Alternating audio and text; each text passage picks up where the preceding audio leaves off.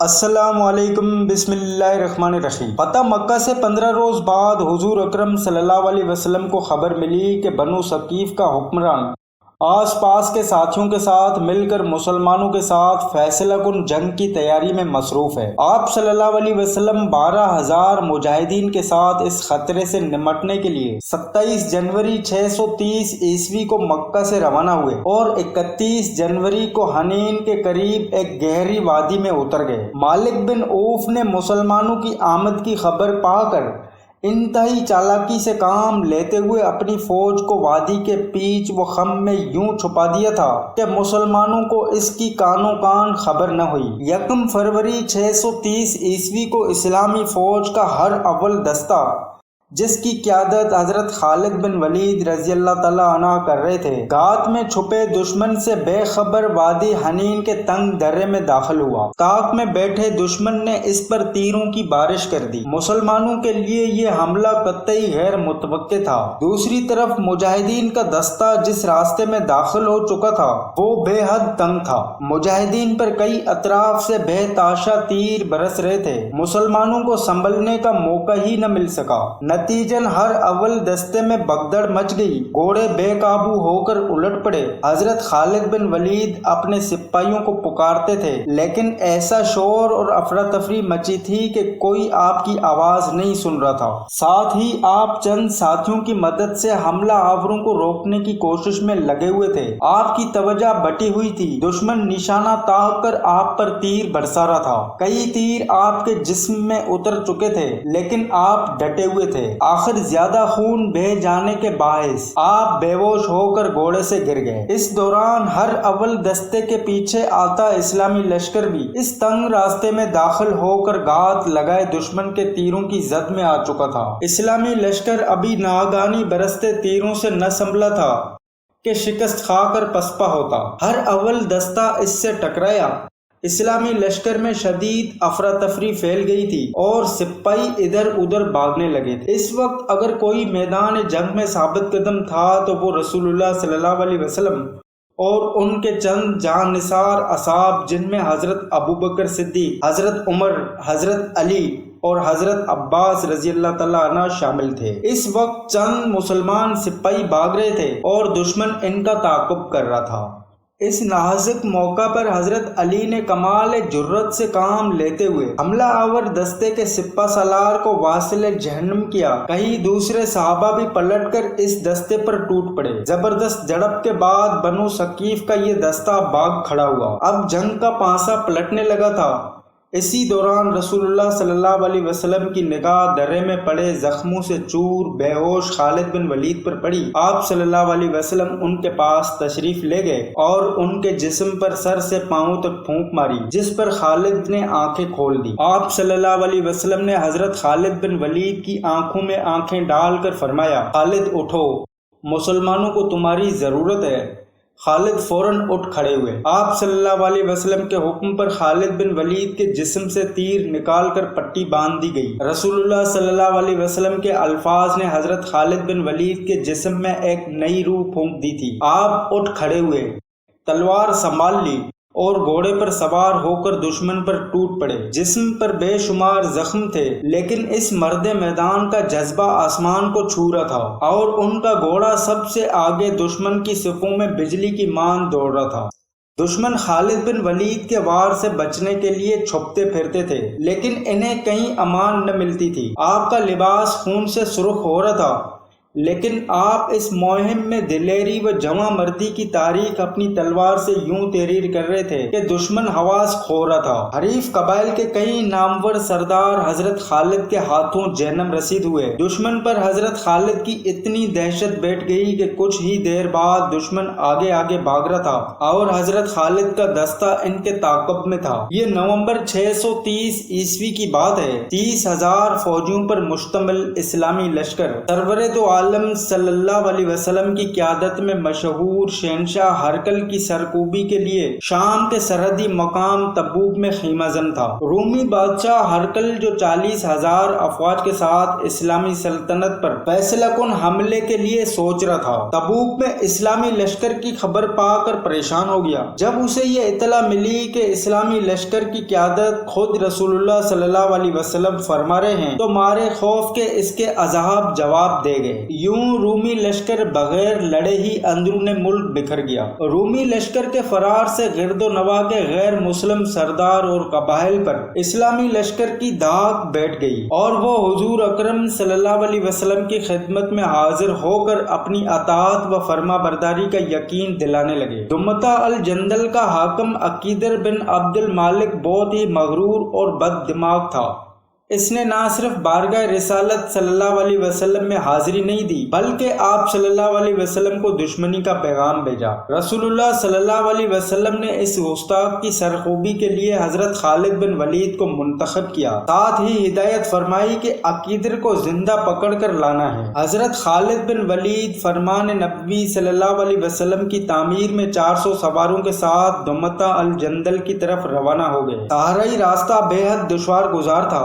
لوگ اس صحرا کو عبور کرنا موت کو دعوت دینے کے مترادف سمجھتے تھے۔ گرمی بلا کی تھی، پیاس سے جان نکلی جا رہی تھی۔ آپ جذبہ عشق کے رسول صلی اللہ علیہ وسلم سے سرشار اپنے سواروں کی ہمت بندھاتے اس صحرا کا سینہ چیرتے بڑھتے چلے گئے۔ آخر آپ کے عزم نے صحرا کو شکست دی اور آپ دمتا الجندل کے نواح میں پہنچ گئے۔ یہاں سے شہر کی فصیل صاف نظر آ رہی تھی۔ آپ نے اپنے ساتھیوں کو روکنے کا حکم دیا اور خود ذہن میں عقیدر کو زندہ پکڑنے کے منصوبے سوچتے ہوئے چند سواروں کے ساتھ آگے بڑھ گئے۔ عین اسی وقت اللہ کا کرنا ایسا ہوا کہ شہر کا دروازہ کھلا اور شکار کا شوقین عقیدر چند سواروں کے ساتھ نمودار ہوا۔ حضرت خالد بن ولید سمجھ گئے کہ اب عقیدر مجاہدین کی آمد سے بے خبر ہے اور رسول اللہ صلی اللہ علیہ وسلم کی پیشگوئی کے مطابق شکار کے لیے نکلا ہے۔ آپ نے انہیں آگے بڑھنے دیا۔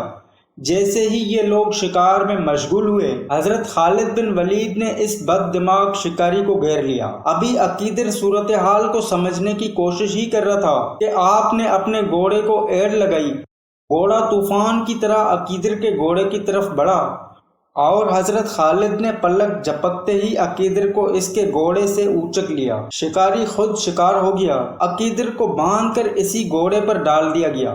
پھر واپسی کا سفر شروع ہوا اور آخرکار خالد بن ولید نے حسب ہدایت رسول اللہ صلی اللہ علیہ وسلم عقیدر کو خدمت اقدس میں حاضر کر دیا۔ عقیدر نے اپنے رویے پر معافی مانگی۔ آپ صلی اللہ علیہ وسلم نے اسے اس شرط پر رہا کر دیا کہ وہ خود مدینہ میں حاضر ہو کر شرائط صلح پیش کرے گا۔ رسول اللہ صلی اللہ علیہ وسلم نے یہاں چند روز مزید قیام فرمایا اور دسمبر 630 عیسوی میں واپس مدینہ تشریف لائے۔ جب رسول اللہ صلی اللہ علیہ وسلم اس دنیا سے رخصت ہو کر اپنے خالق حقیقی سے جا ملے، یہ وہ وقت تھا جب مسلمان اپنے پیارے نبی کے غم میں نڈال تھے۔ ان کے حواس اور حوصلے بکھر گئے تھے، ان کی سوچنے سمجھنے کی صلاحیتیں ساتھ چھوڑ گئی تھی۔ ایک حشر کا سما اور افراتفری کا عالم تھا۔ ان نازک حالات نے مدینہ کی نوخیز اسلامی سلطنت کو سنگین نوعیت کے مسائل سے دوچار کر دیا۔ یہ مضائف اس قدر گمبھیر تھے کہ خدا نخواستہ سلطنت اسلامیہ کا وجود ہی خطرے میں آنے لگا تھا۔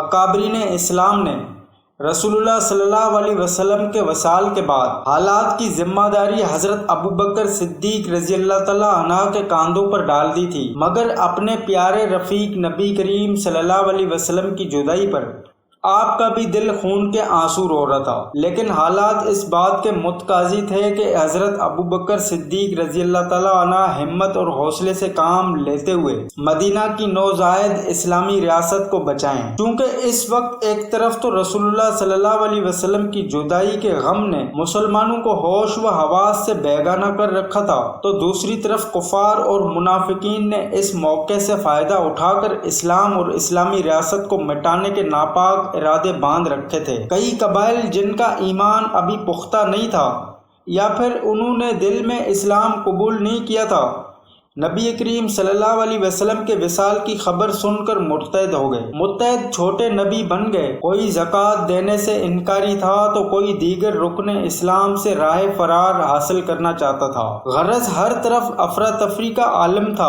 ایسے بدترین حالات میں حضرت ابوبکر صدیق رضی اللہ تعالیٰ عنہ نے خود کو سنبھالا اور بے مثال ہمت و حوصلے سے کام لیتے ہوئے اسلام کے خلاف اٹھ کھڑے ہونے والے اس طوفان کے سامنے ڈٹ گئے۔ آپ نے اسلام دشمن فسادیوں اور نبوت کے جھوٹے دعوے داروں سے نمٹنے کے لیے 11 لشکر تشکیل دیے، جن میں پہلے لشکر کے سپہ سالار خالد بن ولید تھے۔